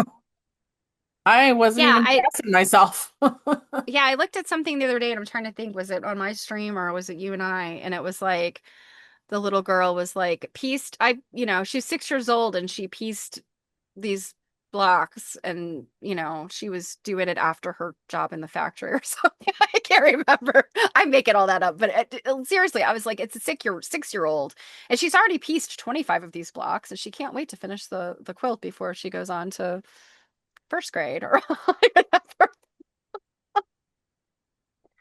Yep. The industry of the children of yesteryear. I did get a close up here because this stitching is just so interesting. Yeah, I can't tell. It is definitely a specific stitch. I can't tell if it's like they're literally making a little box or if it's a wide chain stitch. I mean, I'm sure one of our friends that's in the I'm samples pretty sure room. it's the stitch where you're literally making a box. Mm-hmm. Instead of doing the cross stitch, you're making the little box. Mm-hmm. Um, Hmm. And we have a couple of coverlets. Clark Webster. Webster, 1843. Coverlets in general are not my jam, but I find it very interesting that how they're constructed and signed and I always dated. like to look at them. Hmm. Yeah, they're not something that like really gets me really excited either, but um Well, the first time I ever saw one in an antique store before I really knew what they were, I thought it was fake. I thought it was a reproduction. I thought, yeah, when I first saw them, I thought because there's that jacquard weave type of throw blanket that you can Hmm. buy today. Like you can Hmm. buy them at Cracker Barrel, you can buy them and they're just, I mean, not to disparage them, they're not my thing. Some of them are super tacky, kittens in a basket stuff. But I think they use similar techniques to how these were made. But these things are made like handcrafted on a loom and have like all this interesting backstory, whereas those tacky throws that you can buy today are made in a factory in China. So, Well, and like so like the first one I saw was it was a blue and white. It had that eagle on it that you often see. It had like some ridiculously early date and a name, and it was in like pristine condition. And I was just kind of like, there's no way that's real. yeah, Like, and then once I started seeing these, and I was like, oh, yeah, that same, one was same. probably real. Yeah, like that. Here we go, black, this blue and white. Yeah, 1838, Mary Warner, age 31. And Mhm. I was just like, oh, it's made up. Like, Yeah, it's amazing. These though are also really amazing. I have two coverlets and they're not old like these, but mhm, they're maybe turn of the century. They don't have the maker mark. The really old legit ones have that maker's mark that they wove their name into it.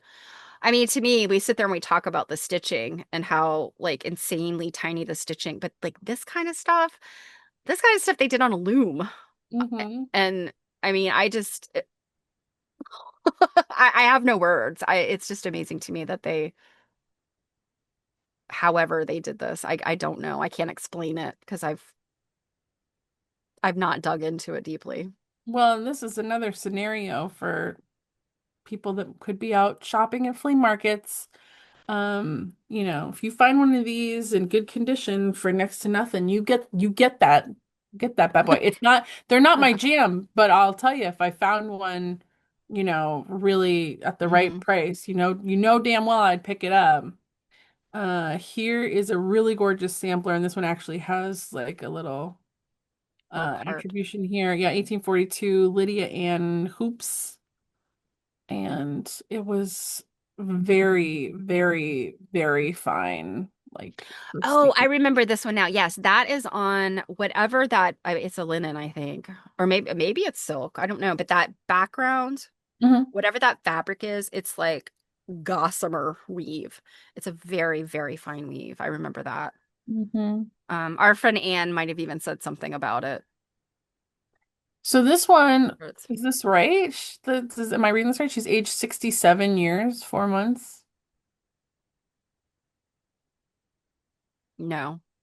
Ruth Perry departed this life February 26th, AD 1842, age 67 years, 4 months, Okay, so this and is a month. 5 days. Okay, okay. Yeah, her remains were interred at Friends Burying Ground at Bradford. Now she is beneath the sod. We hope her paradise with God.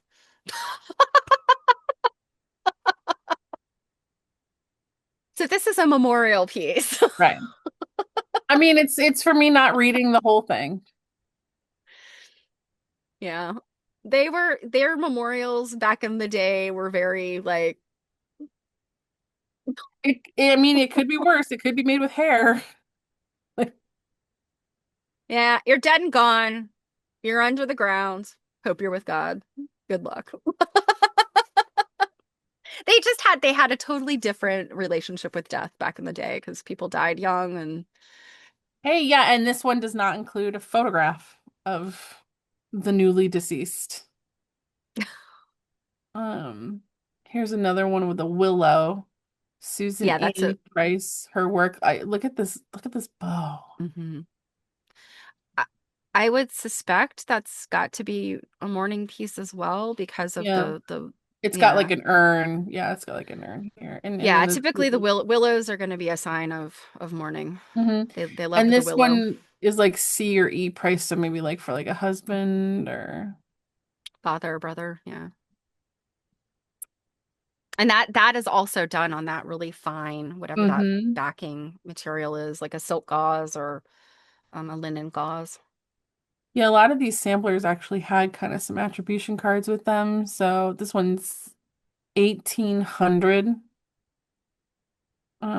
Sarah Brinton, and this is one. No, that's another one next to it.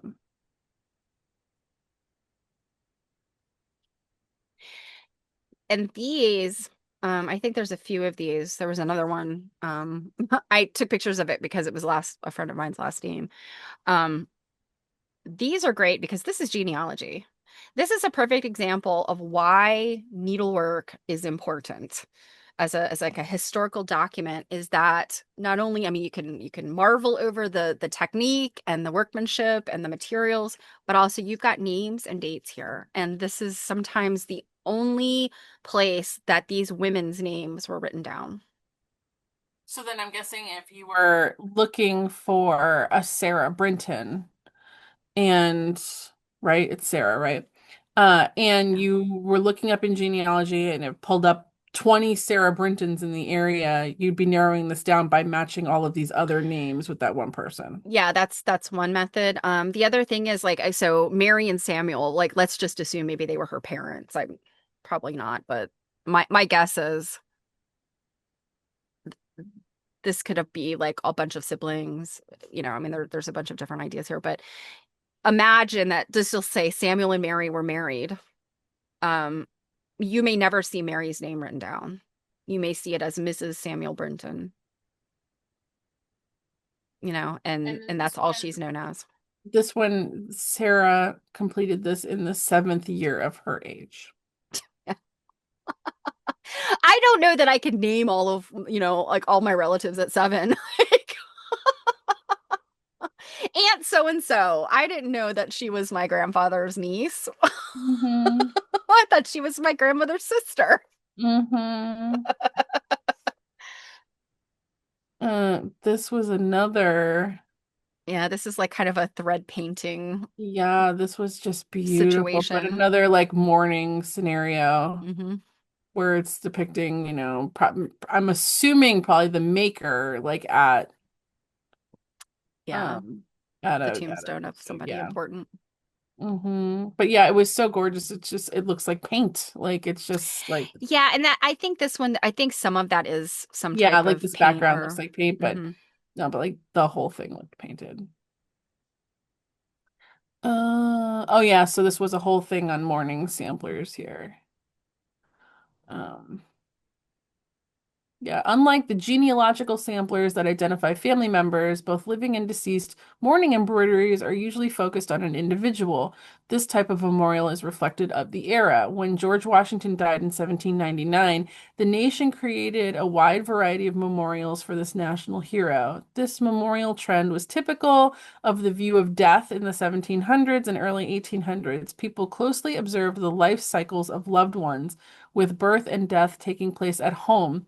Sampler makers often embroidered poems with romanticized views of the hereafter or sewed sentiments expressing their desire to be remembered. Yeah, and we still want to be remembered today, but today Mhm. we're lucky that, women have more agency and our names are known. Well, And now with like we have cell photographs, phones, we can take pictures. yeah, Yeah. we do a lot more memory Yeah. through photographs and things. I But would it's almost funny. bet. Oh, go ahead. I was just gonna say it's funny because now one thing we do, we're like, oh my God, we have all these photographs. You see people that then take those photographs, pixelate it, and make them into quilts. Yeah. It's a very meta. What I was going to say though about that last one with the kind of the painted background, the woman, that very well could be one of those George Washington.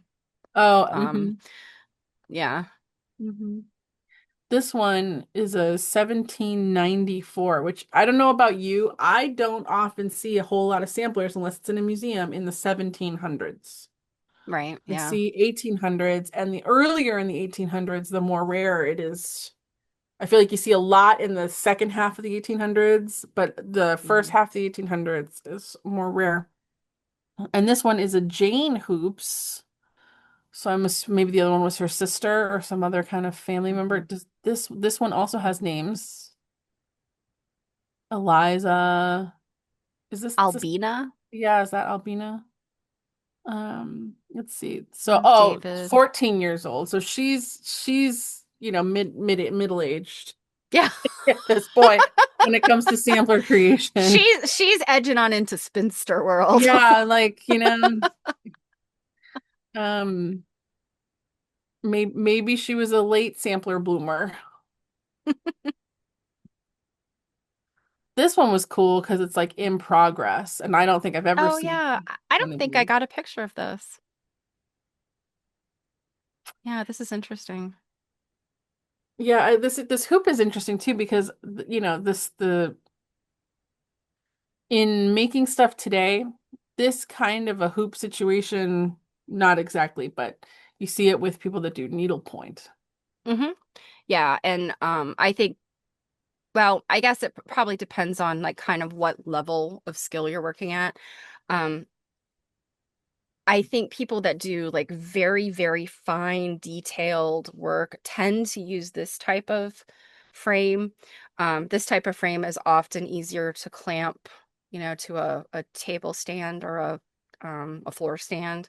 Hmm. And this is more secure than like your standard round embroidery hoops that people tend to use today.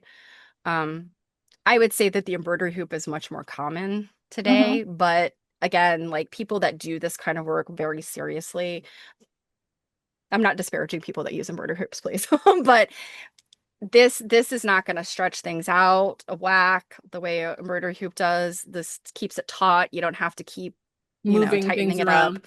Yeah. Yeah, this is for like your serious needle workers use this type of frame. I Hmm. have one that I bought fairly recently. I'd never used this kind. I always look at them and think, oh, I should get one of those. But they're kind of pricey, actually. Hmm. Really nice ones. Yeah. Hmm.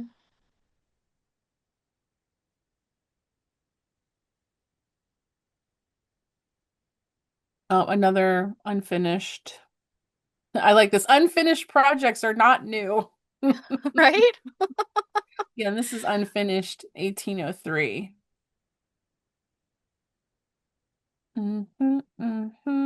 Oh, this was interesting. Oh yeah, these were fun. I don't think I got pictures of this, but I Sorry. did stand and look at these for a while. 1774. I like how it says her work, Phoebe Trimble. Phoebe Trimble. Oh my God, I love it. Phoebe Trimble. Yeah, this was so like, look at this detail. Yeah, and I'm not entirely sure what these are.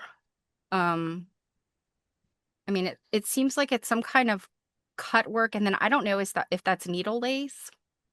Um, Yeah, I'm not entirely I'm sure, but pretty sure it is needle lace, although these like these kind of circular ones, like I know how to do that with needle lace, hmm but it almost looks crocheted.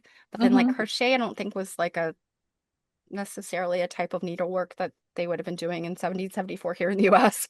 So I don't know. These are really, really interesting. Yeah, the one of the Um, reasons I really like this is it gives me the vibes of a mending sampler. yeah, and that is like, when you first look at it, that's kind of what comes to mind. But then you look up close, this is definitely a decorative situation. hmm Um, but yeah, I think those are probably needle lace. Got another sampler. This person was 16. Is Yeah. that what I'd say? Again, nearing that end period. Well, and I think now and I'm trying to remember where I saw this. I want to say this was a lecture that I saw about women, girls samplers, and the really basic ones that are, A, B, C, D, one, two, three. Those were the littler girls that were just learning their needle skills, and then hmm you kind of get up in time, and the the teenage girls were doing like much more involved work, and they were the ones doing the genealogy and or they I to them it wasn't genealogy, it was just their family. And then something like this then might have been a woman Yeah, in her this is 20s. Your Westtown school. Oh no, And this is Westtown School. Yeah. yeah, what's interesting is people constantly talk about the frustration of initials, but I'm thinking that this particular piece could actually be very helpful if you were doing genealogy and you're It looking for could. M Hill because you could Yeah. relate all of these, right? Yeah, it's much more frustrating, but yes, when you can lay it out and you can see like if they had a whole community around them of family members that you could start matching some of these initials up. But also some of them are like what you've got an RR and then you got oh, that's an RB maybe. Well, up here Um, you've got, ooh, I think so, you've got an R or an RVS, yeah. or like, ZM, Yes, like, a Z. Yeah, that would you wouldn't have as many family members with a name that starts with Z. hmm Sure, yeah. But yeah, to this being Westtown School, this was probably one of like the high school age girls that would have done something like this. hmm Because this again is like it's on that very fine gauzy type of fabric, like again like a silk gauze hmm versus a linen, more like a cross stitch type of fabric. Oh, and here's another one of those pieces Yeah, with the, I don't I know I saw all this, but I don't remember this one either. But yeah, this again is like I'm sure this is like a cut work situation where then you're inserting needle lace. I think mhm. that's what this is. This one was pretty. I love sampler stuff with buildings in it. Mm-hmm. I don't know why. I Yeah. just do. Let's see. Okay, so here's a 7-year-old. Lydia Miller, her work, Baltimore, Hmm. June the 22nd. Oh, I'm sorry. So wait, this one says 9. What is this? Looks like a 7. Is it just Thy Youth? Yeah, Days of Thy Youth. Sorry. So she's 9. And like my work, if I made these flowers today, They look like you sewed them with your toes, right? yeah, like they could not look this good. Good Yeah, Lord. and I think this is an example kind of an intermediate work. It's still on linen, but Mm-hmm. you could see the weave in this is so much tighter and closer and tiny than some of the ones where it's like just the alphabet, and Mm-hmm. that's a much looser, coarser, heavier weave. Still, nonetheless, it just never ceases to amaze me that these are children and Yep. compare children of 1804 to a 9-year-old today. They're not even the same species, I don't think. And The 9-year-olds of today is just, yeah. this is my last photo. So do you have any extras that we Let me look and see. I have many, many of the same similar ones. Okay, I have a couple of ones that are just sort of different views. So I know we're kind of going long with this one, but it is a recording. Oh, we can do what we want. So I had this. Oh yeah, you And got I another think, coverlet shot. yeah, and so this one, it's the same Hannah Spencer is the one who the weaver.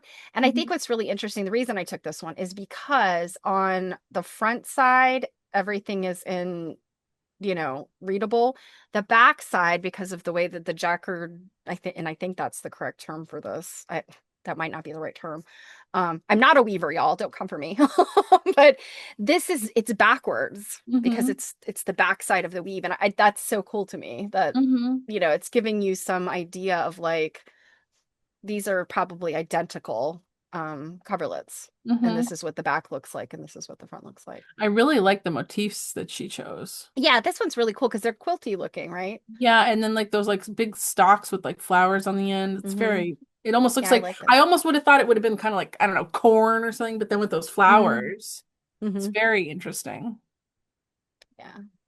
And then I took a picture of this one. Hmm. This is a little bit more similar to like the two coverlets I have where there's no maker's mark on them. They're just a specific type of weave. Hmm. And I just thought this one was really pretty. Um, I think this was right outside.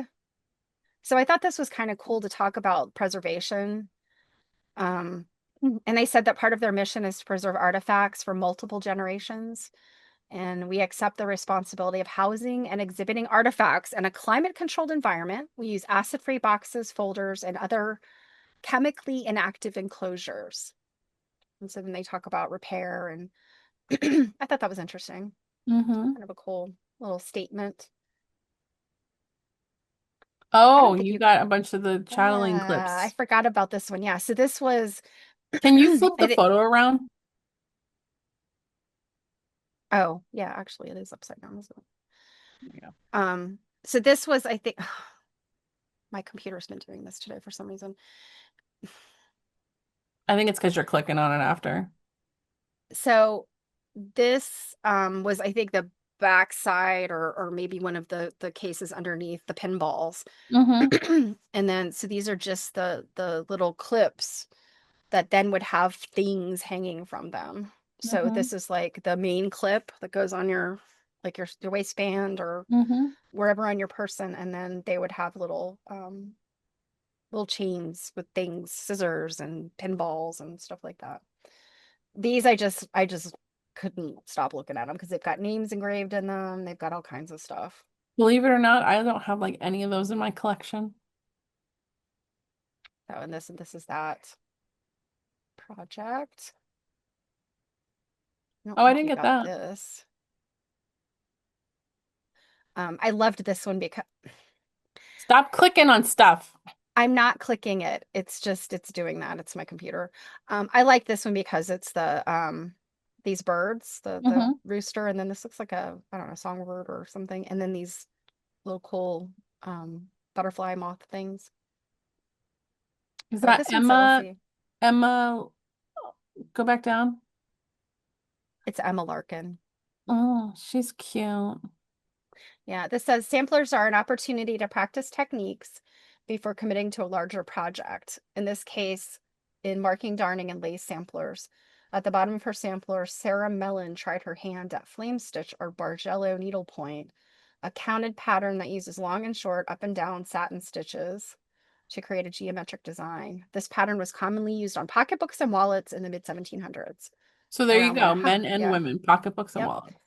Around 100 Look, years later, Emma Larkin incorporated the same design in her sampler. So that's this. so they're calling that a wallet with the one with the tie around it. Hmm. Yep. And I guess that's just the interesting thing. Like a pocketbook is like the billfold, the men's billfold, whereas the wallet then is maybe the woman's. I don't know. Hmm. I kind of have heard it interchangeably in the historical costuming communities. Well, that's the best photo of all. Somehow I always get these photos of like the ceiling or my feet and then forget to delete them. So these are many of the same. Oh, here's a West Town. Oh, a darning sampler. Yeah, this one is a darning sampler. So, but But look at that. I want to say that's That a is some very is fantastical darning. yeah, this is like a diaper pattern. Um, it's that little, I don't know, little diamond-y things. Hmm. Yeah, amazing. So this is a lot of the same stuff. Oh, here's a stocking. Thought this was fun. Look at that thing. That is silk, a silk stocking. I mean, I feel like there would be a lot of extraness in that foot. Or is that more than one laying on top of each other? oh, it's two. It's a pair. Oh, Yeah, okay. those are the heels. Yeah. And obviously they were worn. I mean, you could see that's like the buckle or latchet or whatever on the shoe. You've Hmm. got the heel part and the toe. They were clearly worn.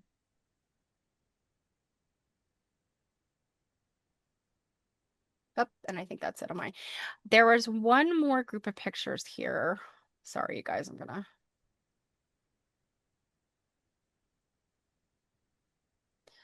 these handkerchiefs because these were a political um handkerchiefs and a lot you'll see quilts, a lot of quilts, either crazy quilts that they kind of cut these out and use them.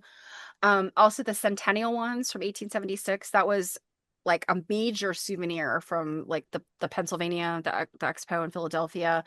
And you see those like in the middle of quilts as like a medallion. So I thought these were fun to look at. You see the different, whoever these people are. Benjamin Harrison and Whitelaw Reed, no idea. Levi Morton, no idea who that is. And then these were fun. This is a World's Fair souvenir. This looks like they could have been like some type of exposition type of thing with like different world flags. Um, you got some monarchs, Paris. This is France. This is a Centennial Art Gallery from the Pan American Exposition. So cool stuff. Yeah, so that I think that was all of mine. Oh, no, no, sorry. Got to do one more. Actually, you know what? Instead of doing that, let me find the folder and I can just go to this. I don't Oh. know that I ever shared this. Hmm. Now, there is a photo on one of our thumbnails, I think, where Jill took one of these, the picture she took, and added me into it. Oh, Like I was inside. I put you I wasn't even in the sleeping bed. on the bed in the New England Quilt Museum. You were pretending to Anyway, sleep. oh, okay, that's what it was. In any event, I Hmm. thought it was this. But anyway, I mean, look at this thing. And I don't remember if I took a picture of the info, but this was built for a little girl by her father. Hmm. And I was just like, oh, I love these things. These are so fantastic.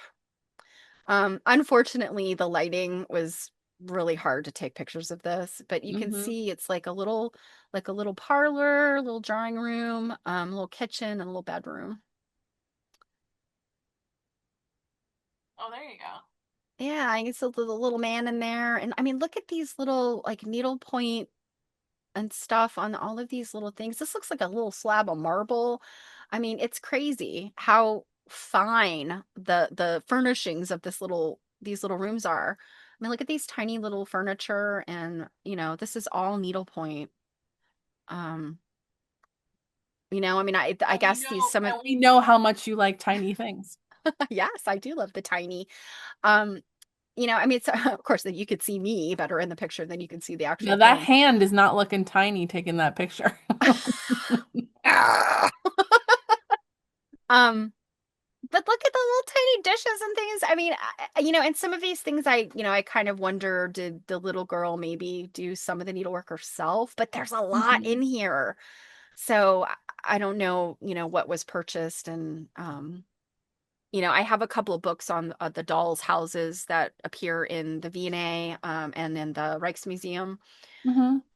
that talks about this. In some cases, these were actually like grown women often that had these, and they would do the needlework for all the little finery, but there were sources where they could buy this kind of stuff from artisans. Mhm. So I don't know what the case on this one was, but I mean, just look at this little rocks, the Look little at like the steps to get up on the. posters. Look at the four posters of that bed and the Yeah, I woodwork. mean, this is like a fine, very like nice furniture. Like cabinet makers made this stuff. You see the Hmm. little tiny chamber pot under there? Little tip to the side. Uh-oh. Okay, that was all. Well, that Yeah. was rather a whirlwind. Here I was thinking, like, there's not that many pictures from the cases. It won't take that long, but thank goodness we didn't try to do that entire museum trip in one video. Right. And what, like 3 hours later?